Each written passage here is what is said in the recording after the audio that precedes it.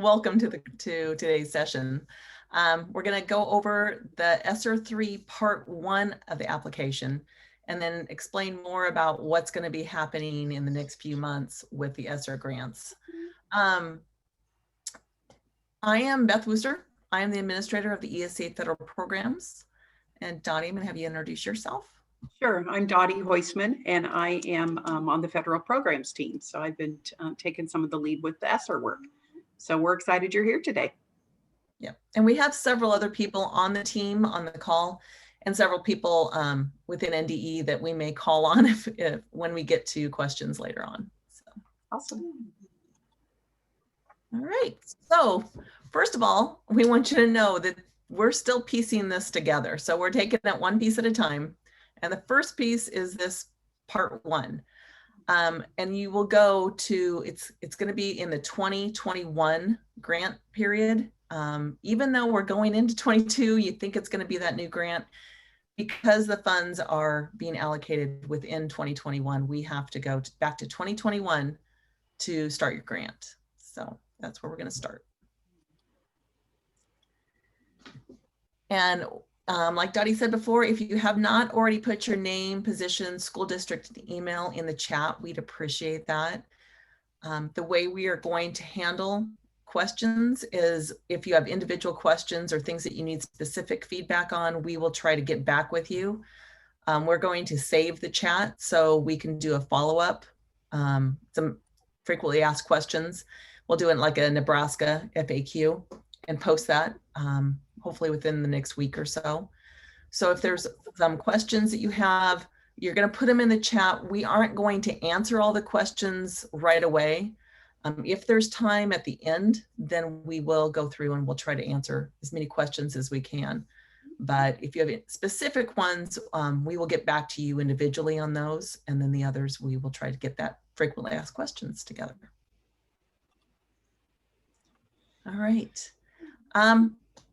Some dates to make sure that you're aware of. The first part of the application for ESSER 3 opened up on Tuesday, June 1st, and it's due on Thursday, June 10th. And we know that's a really short turnaround, but it is very short. It's basically just a few pieces, which I'm going to go over in the next slide.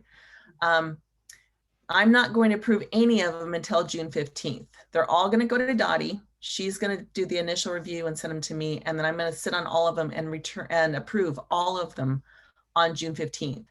The reason we're doing that is that's going to create your GAN. And once you have your GAN, that's what starts the time period of everything we're going to be talking about today. So that's why we want all of them approved on the same day. Then on July 15th is when the second part of the application is going to open up. And it will close September 1st. And the second part of the application is your more typical grant type application when you'll have your budget and the questions you'll need to answer. The first part, the only things you're going to have to answer are you're still going to complete the contact information. We know that there's a unified grant profile that we're having you do for the 2022 grants, but because this is a 2021 grant, you're still going to have to complete the contact information page. Then you're also going to there's several assurances. So you're going to want to read through all the assurances and then just submit the application. That's all you're going to do on this first part. That will then generate the GAN once I approve those. We'll talk about the unified grant profile a little bit later because I know there's questions on that. So. Dottie, okay, so the assurances tab, there are a lot of assurances that go with this ESSER 3 dollars. First of all, I would just remind everybody that don't let those assurances scare you. Just read through them and understand what the requirements are, because districts across the United States are getting a lot of money in regards to all of the ESSERs. So ESSER 1, ESSER 2, ESSER 3, back in the day when we thought only ESSER 1 or CARES was coming through, and now we're all the way to ESSER 3. So there are ways to spend this money. There's lots of great ideas. We'll give you some hints about that as we go through the application, but I would just encourage you to take time to read those assurance tabs, and we're going to go through each one of them. And I know they're going to draw some questions, so please, again, just put them in the chat and we'll get to them at the end. So as you look at those, the first one is the plan for safe return. So that's the first assurance tab that you have to do. And I should mention before I get started, if you would read every word on this document throughout this grant, as you look at the first part of this grant, it's going to take you about 20 minutes to do. So just so you know, it's not going to be a time-consuming task for you. So the first part is the directions. The assurances are the directions on a return to in-person plan. And this is a requirement from the federal government that you have to have a return to in-person plan. It has to be posted by July 15th on your district website. And that's 30 days after Beth approves it or you've received your GAN, which remember is June 15th, she'll approve those. There is a worksheet that will be provided by NDE for those who need it. That's going to be on the federal programs website. And I'm going to go ahead and just show you what that looks like now. So let me stop share. Put it in the chat too, so they'll have Okay, that. awesome. I'm going to just share my other screen with you because I have that pulled up right now. So screen one, screen two. Okay, there it is. It's like, where is it? Okay. So this is what it looks like. So this first page is just a lot of regulations and it has links to everything. This is part of what we have to share with you to ensure that you're doing things correctly. And then this is a worksheet that you can use just for your own use. You may want to keep it in file because one of the things you'll see on the slide that I had earlier is it says document, document, document. So if you want to use this worksheet, it will help you to ensure that you have all the components that you need. So all of that information is what's required. This isn't really your plan. You'll put your safe return plan on a district letterhead, on a piece of paper. I don't care how you do it, and that doesn't matter to us. But what you do need to make sure is that you have all of these components. And one of the requirements for this plan is, and I'm going to go back for just a minute back to my other screen. Share.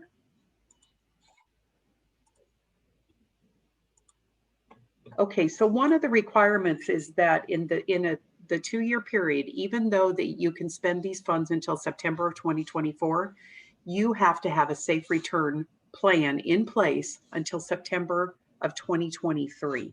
So that's a year shorter. So you have to review this plan every 6 months at minimum. And you have to make sure that you get input from your public in regards to that. So input from your public can look like any of the following. It can look like a simple survey that goes out to your public. It can be posted on your website with an address on where to return comments about your plan. So you can do that as you see fit in regards to that. Now, some of you already have a return to learn plan, into in-person plan, because you've had it since school started. You can just take the plan you currently have, adapt it, make sure you have all of the things that are on that worksheet, and then post it, and then just continue every 6 months to review that with a group and make sure that you're following this compliance.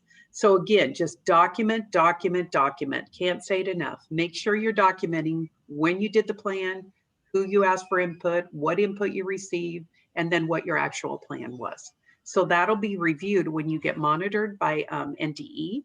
They'll simply say to you, show us that you've had the plan every 6 months, show us the dates that you reviewed it, and they'll go check, yep, they've got it done. So that's the plan for safe return assurances. The next one is the plan for the use of funds and consultations. So there's 2 plans that go with ESSER 3. This is the plan where you are supposed to seek federal requirement, seek input from stakeholders and get public comment on how you're going to spend your money. Okay. This must also then be posted on your district website. How you post that, what that looks like, it's totally up to you. But it tells you what has to be included in there. So you have to talk about how the funds will be used to implement prevention and mitigation strategies in regards to COVID, how the funds will be used to address the academic impact of lost instructional time, how the rest of the dollars will be used, because remember, 20% has to be allocated for that learning loss, and then how the plan will ensure that interventions will address impact of lost instructional time. So this page, you'll want to read through that to see what that looks like. Now, we had a great question yesterday. Somebody said, well, do we have to take all of the public input and put it into our plans, both plans? The answer to that is no. You're seeking public input. It doesn't mean that you have to take what everybody says, because somebody may say, well, I think you need to build on a new wing to the school. Doesn't mean you have to do that. It's a group of people that are making decisions in regards to how that money will be spent. The next assurance is the 20% allocation for learning loss. So most of the people that I've talked to, a lot of you know that one of the requirements of the ARP ESSER $3 are to assure that you use 20% of those dollars to address learning loss. Learning loss looks very different depending on your district and the students that you serve. So this will talk a little bit, this assurance page will talk to you about what that looks like, what it can, what materials maybe you need to use, and all of that. So really read through that page as well, so you can think through what that 20% looks like. So that'll be 20% off of your total ARP dollars. ARP ESSER $3 have to be used for learning loss. The next page, this talks a little bit more about the learning loss. And so you can identify interventions from one of the clearinghouse websites or resources that NDE has. That can help you to address learning loss. You can also use your own judgment. So you can look at other educational interventions, and you just have to be able to show and document how that quality that it's high quality and meets the requirements of this. And NDE has created an evidence-based practice sheet that can help districts. So that's also included on that page. The next one is somewhat unique. Whoop, sorry, hit the wrong button. The next one is somewhat unique. That's instructional materials assurances. So this is saying if you choose to use instructional materials, use your dollars to pay for instructional materials, it needs to be high quality instructional materials. So on this assurance tab, you'll find a link to the document created by Corey Epler's team that shows how the Nebraska state standards match various resources. So that's on the page. You can look at that, see how that works out in regards to materials you're purchasing. Now remember, if it's not a high meet, your materials are not, your high quality instructional materials maybe are only partially met. It's not that the department is saying you can't purchase those materials. The department is just saying that you'll need to purchase those with general funds, and then look for something else to use your ESSER $3 for. There's also then the American Rescue Plan ESSER III grant assurance. These are all the federal requirements that are listed. The one that you'll want to pay very close attention to is the maintenance of equity. That's important to understand. That's just saying that, hey, we're not going to, this is additional money. So it's assuring that you're not cutting back what you're already doing within your district in regards to that. So that's at the very bottom of this assurance page. And then there's the common assurances and standard agreement clause. There are 2 pages here. That is exactly the same information as what was included in ESSER 2. So you signed off on that in ESSER 2. I'm sure you'll have no issues with that. Some of those are like that you have a drug-free workplace, that you're a gun-free school. There's a variety of assurances that come, again, straight from the federal government that have to be assured. And then there's one assurance summary. So this is the 8th page. It's the assurance summary that must be completed by the authorized representative for your school district. Typically, probably 98% of the school districts in Nebraska, that is the superintendent. So the superintendent will definitely want to read through those and make sure that they are in agreement. He or she is in agreement to all of those. And then, as you guys know, because there is a lot of ESSER 3 money, we do have some districts that are making requests for capital asset renovation type things. So I'm going to let Beth talk about that. All right. So just like with the ESSER 2 funds, capital assets is a possibility. A lot of schools are looking to purchase some big ticket items. If the individual cost of an item is 5,000 or more, then you're going to need to get permission, I guess. So it's basically asking it's a request to use to purchase capital assets or to use capital assets. This last time with ESSER 2, we had you send an email to me and explain what you were doing, how it fit the CARES, how it, all this information. We've now come up with a form because with having more money, we know we're going to be getting even more requests. So we've come up with 2 different forms. This form is for the construction, if you're doing construction. There's another form if you're not doing construction, if it's just going to be like a large ticket item. And so you'll need to fill it out. There's going to be all the information at the top you'll fill out, and then you will need to print it or insert your signature if you have an electronic signature on this form, because we do have to have the superintendent's signature. And then there's questions that you'll need to complete down below.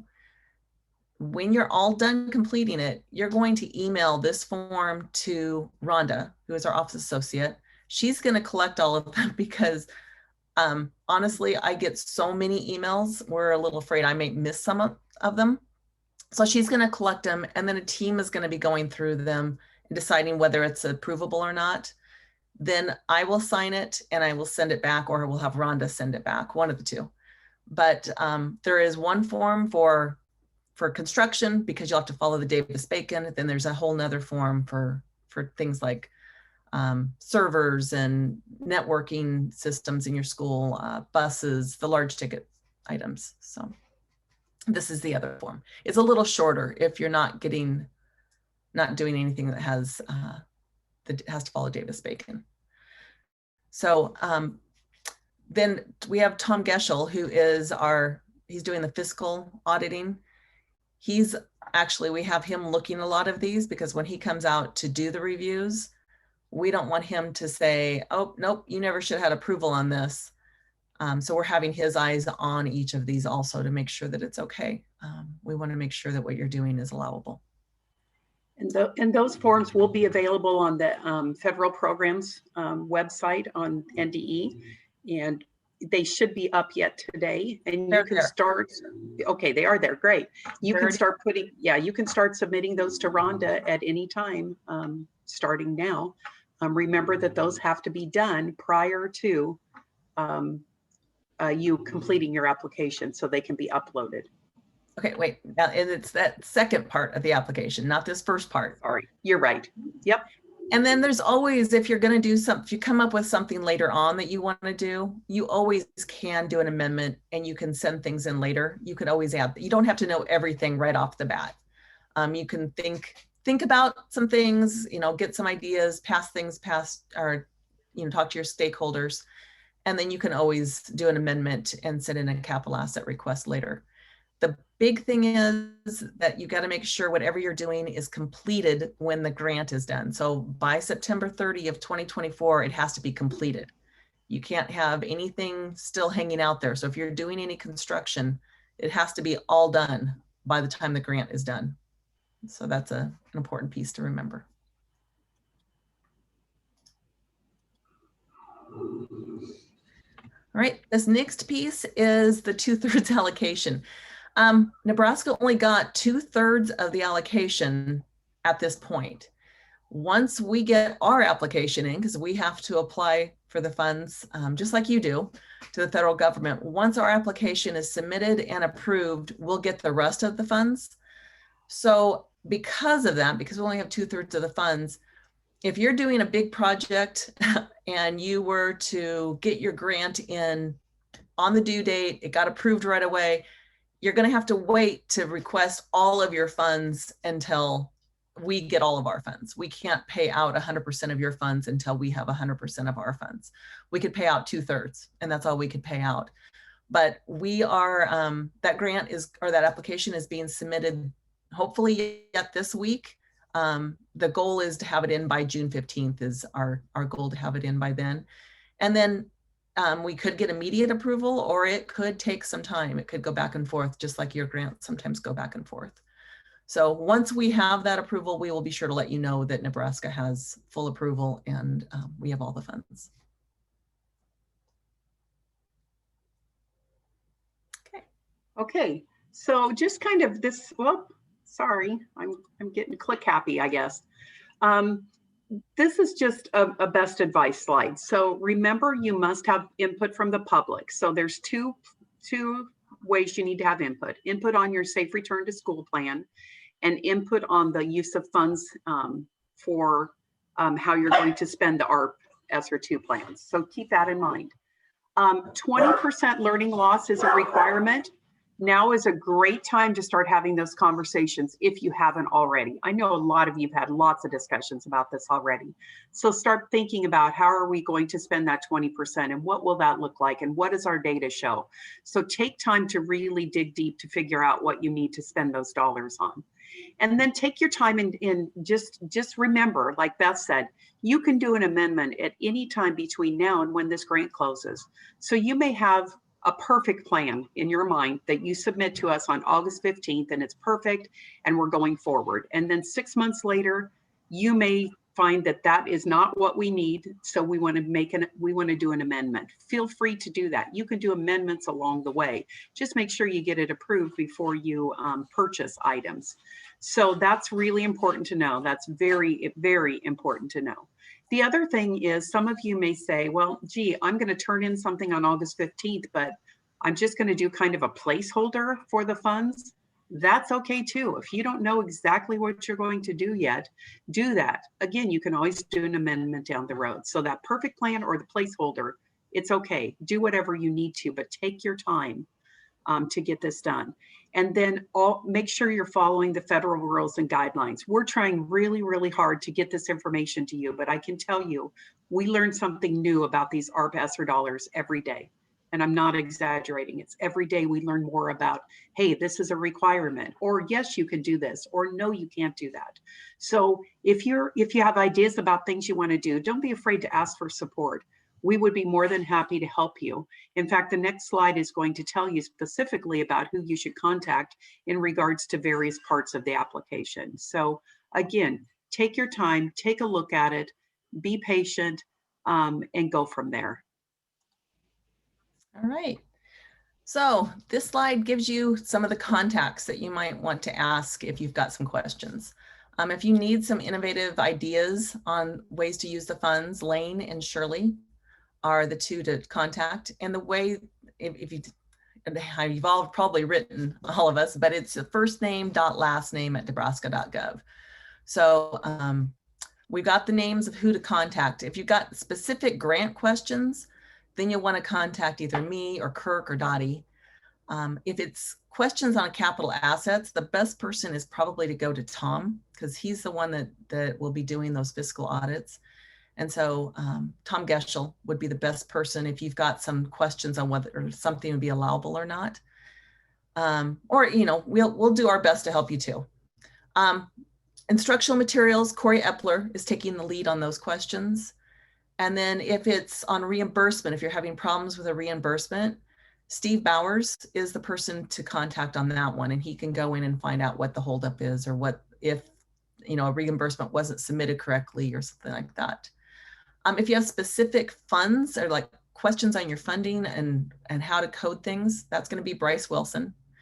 And then if you have questions on these assurances, Jen Udemark is taking those. And then Amy Rohn has said that she is there to support anyone with questions on supporting students with disabilities.